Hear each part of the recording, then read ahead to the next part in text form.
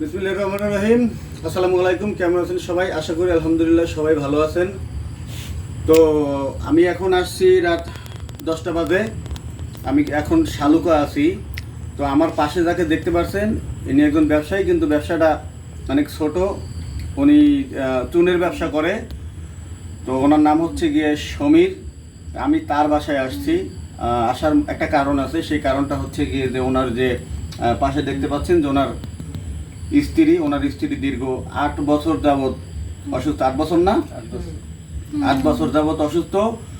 তো ক্যান্সার হয়েছে নাকি, ক্যান্সারে আক্রান্ত দীর্ঘদিন যাবৎ।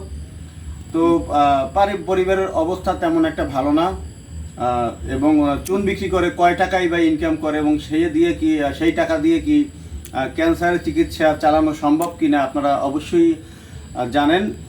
তো মূলত আসছি যে সাগর ভাইয়া, আমার চাচাতো ভাই, যিনি প্রবাসে থাকেন। তো সাগর ভাইয়ার একটু শরণাপন্ন হয়েছে যে সমীর দাদায় আমার কাছে একটু জানাইছে। আমার কাছে জানানোর পর আমি ভাইয়ারে জানাইছি যে ভাই এই ঘটনা।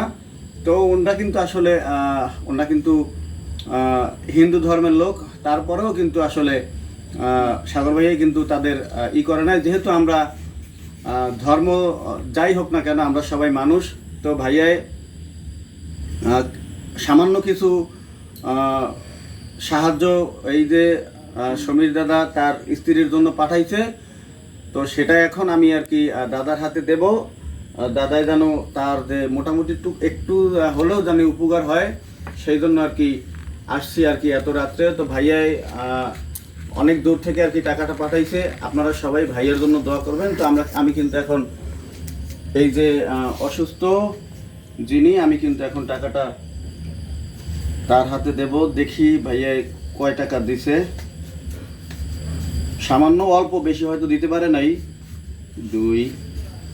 1 2 3 4 5 6 7 8 9 10, এখানে অল্প সামান্য মাত্র 10,000 টাকা ভাইয়াই পাঠাইছে। সেটা দিয়ে আর কি একটু সমীর দাদার জানি একটু উপকার হয়, বা তার স্ত্রীর যে চিকিৎসা, সেই চিকিৎসার জন্য এই টাকাটা পাঠাইছে। তো এই নেন, আপনি এই টাকাটা একটু ধরেন।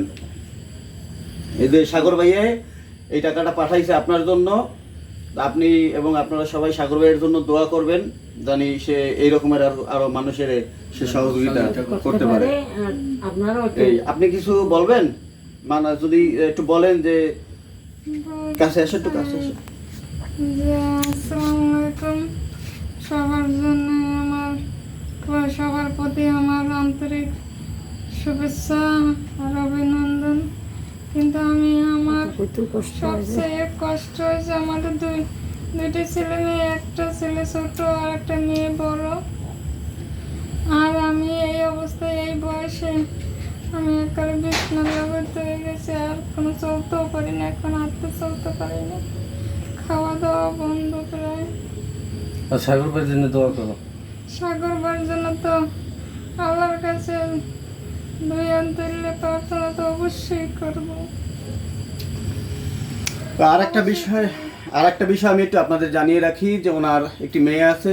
মেয়েটার নাম হচ্ছে গিয়ে মেঘলা। উনি বুখাইনগর মাধ্যমিক বিদ্যালয় কিন্তু এবার এসএসসি পরীক্ষার্থী। তো এখানে এসে সার্বিক যে একটু ফ্যামিলির খোঁজ খবর নিতে গিয়ে শুনলাম যে ও টিউশনি করে বিশ্বাসের স্কুলের ওইখানে একটা কোচিং সেন্টার আছে। সেই কোচিং সেন্টারে এই মেয়েটা টিউশনি করে।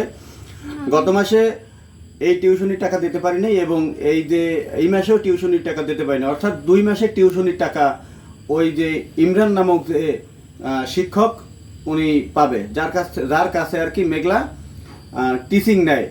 তো হচ্ছে গিয়ে আমি ওর সাথে যোগাযোগ করার চেষ্টা করছি, পারি নেই।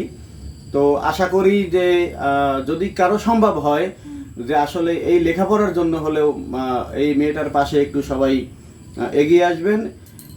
আমি চাই যে এই যে ক্যান্সার আক্রান্ত যে রোগী আছে তার পাশেও যদি আপনারা কেউ না দাঁড়াইতে পারেন, আমি দাঁড়াতে বলবো। যদি কেউ না দাঁড়াতে পারেন, তবে এই যে লেখাপড়া করে যে মেয়েটা 8 বছর ধরে এই মহিলা বিছনায় অসুস্থ হয়ে পড়ে আছে, তার মেয়েটার লেখাপড়া কিন্তু চাইলে মেয়েটার লেখাপড়া কিন্তু বন্ধ করে দিতে পারতো, কিন্তু না, মেয়েটা কিন্তু লেখাপড়া চালিয়ে যাচ্ছে।